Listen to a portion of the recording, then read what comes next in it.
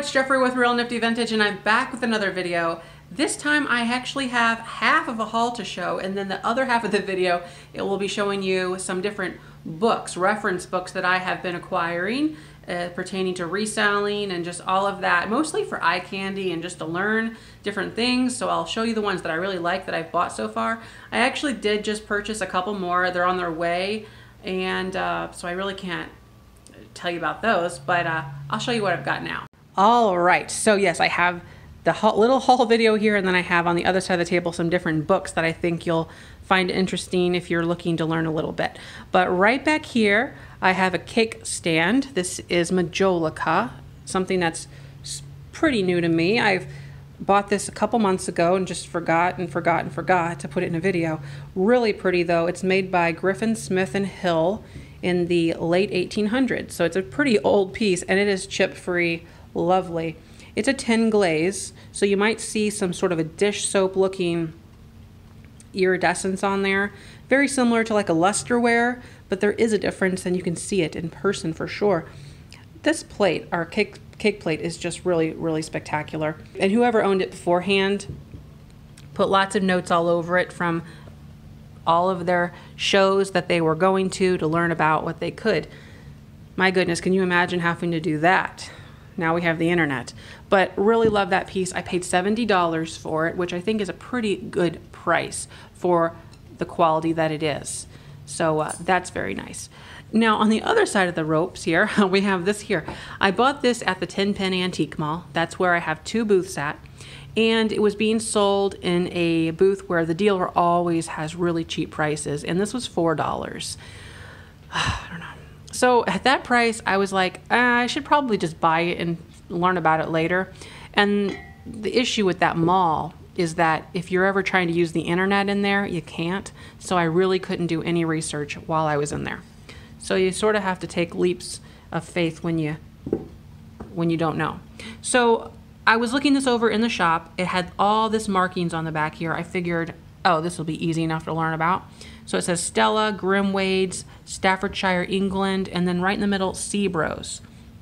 So I got home, started looking this up, couldn't find a thing. I could not find, okay, first of all, you say, oh, well, that's the name, Stella, that's the pattern. That's the pattern name, right? Wrong. I can't find anything online of this pattern. Okay, so then I was like, well, at least let's try to figure out what's going on with this label here, Grimwade's. So I looked into the maker's marks and the history, and it talks about if it says Grimwade's versus Grimwade, if it says Staffordshire, England versus something else, there's a difference. Then there's a difference in the middle if it says Seabros versus something else. And then on top of all of that, I have not seen a pattern that they put out with the name arched above it like that. I've seen it straight across or on the bottom mostly, but it's very tricky. I don't understand what's going on. I don't quite get this little divot there, that square. So point of the story is I only paid $4. I'm gonna put it in my booth and try to get $12 out of it, because as a decoration piece, I think it's worth that. And like I said, I mean, it's transferware. It probably is older. I don't know for sure. This company does have other patterns that match these handles and stuff. So, I mean, you could probably date it like that. It's just, I'm not happy with what I found. So, going in the booth. I also bought this clock back here at a thrift store. I paid $2 for it. It's probably not terribly old, of course. It's made by Ingram. I would venture to guess probably the 70s in this case. It says Brazil on the back. Really pretty pink, lots of dust. Have to wash that off. But for $2, I just had to get it. And again, it says made in Brazil right there. This is a plastic face, not glass. But as it is, it does work. It's ticking really annoyingly right now, so I'll set it aside in just a bit. But it'll probably go for like 20 bucks, either in the booth or online. In the booth, it'd probably not be 20, maybe around the 15 mark, but there it is. Okay. I also got this really neat little bunny figurine, Easter. It was $2 at a Mission thrift store type place, and I just think it's adorable. And look at all of the detail in these petals and leaves. Surviving what it has survived all this time. Wow. So that is nice. This is probably from the 80s, early 80s time frame. So I would have probably not have guessed that era. I would have maybe initially said, oh, this looks like something out of the 60s, based on the cartoony version of it. But there was another bunny like this, same facial expression. I think even the bunny was in the same pose, but it was a different figure completely. And it had written on it, Happy Easter 1982. So, yeah, that helps quite a lot. Very pretty though, very nice, and I may keep it, I may sell it. I'll probably end up selling it though, because that's my life. So I think it'll go for maybe 15 to 20, I just think offhand. Easter stuff I traditionally don't buy because it's not really a big collectible holiday like Halloween or Christmas is, but figured why not? $2, it's really unique, and ow, it's really unique. Okay, right here. This piece here has me perplexed. I did a little research on it, but maybe not enough because I cannot find out who made it. I also don't know when it was made. It does look like porcelain. It does also say Royal Bayreuth here, $15. Royal Bayreuth. I looked up that company, and nothing that they made looks like this at all. A lot of what they have done is painted and really just more delicate looking, I'll say. And this is just not. So it's a candle snuffer, candle holder here. You know, it's really nice. It's a 4-leaf clover. Collectible stuff from the, well, Irish stuff like this is pretty good. So for $1, I had to buy it.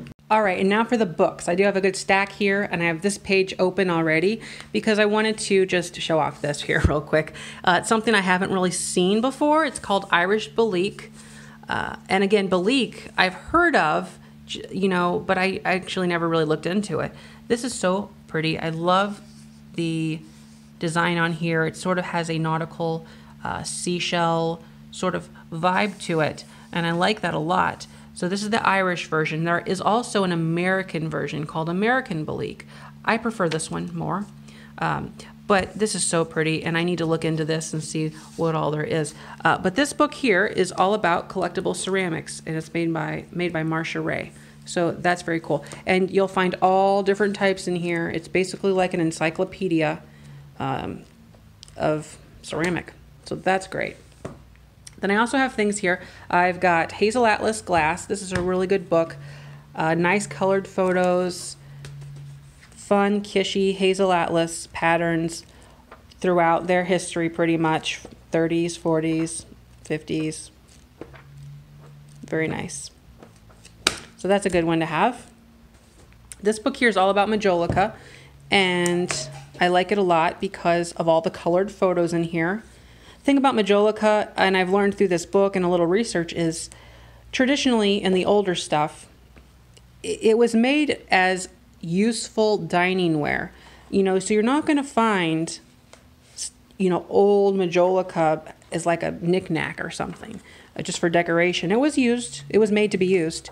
So you'll find serving bowls, trays, plates. That's really cute. So yeah, there's lots of baskets, bowls, things like that. Very nice. That's a good book. Also, Left in China. Oh gosh, so you know how much I like figurines. I actually wish there was more figurines in here because I know they have more. But it's a good book. It has the different holidays, Valentine's Day, for instance.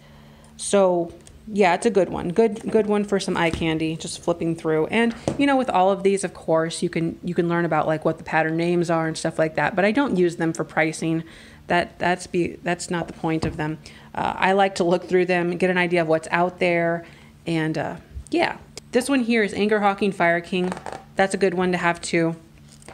I have a lot of these by Gene Florence, and I like his books all in all. I do like how he presents the photos, very clean, organized, and then he also goes in and he'll put old photographs like this. Well, that's not old, but he'll put like how they came in boxes, and we'll have here even original, if I can find something, some different old magazine cutouts and things like this. So that's really cool. I like those books for that. Then we have this one here. It says Kitchen Glassware of the Depression Years. Now, there is some overlap among these books because they're, you know, it's a lot of glass, a lot of 40s, 30s stuff in here. So this one here, really good one, also by Gene Florence, and you can tell that by the way he has all of his items laid out. Very clean, organized, nice. Now this book here is very good. I like it a lot. Hot Kitchen Collectibles of the 30s, 40s, 50s. This book reads more informally, in my opinion. So it'll go in and talk about like sort of how things were, and you know, they do have a lot of old photos, and so it's a good one about culture. You can learn a lot more about how things were in the cultural side of these items, more so. And then this one here, Glassware 40s, 50s, 60s. It's sort of repetitive, yeah, but there are some new things in here, and I like it a lot. So there you are. Those are some different books that you may want to add to your list. Oh, those are heavy. I do actually have a couple more coming in the mail, and I forgot what they were, but I think there's 3 more on the way, and I will probably feature those in a video coming up so that you can see what they are, and I'm really excited about them too. So anyways, I'm gonna go ahead and end the video here. Thanks for watching, and don't forget to like, comment, and subscribe. Bye-bye.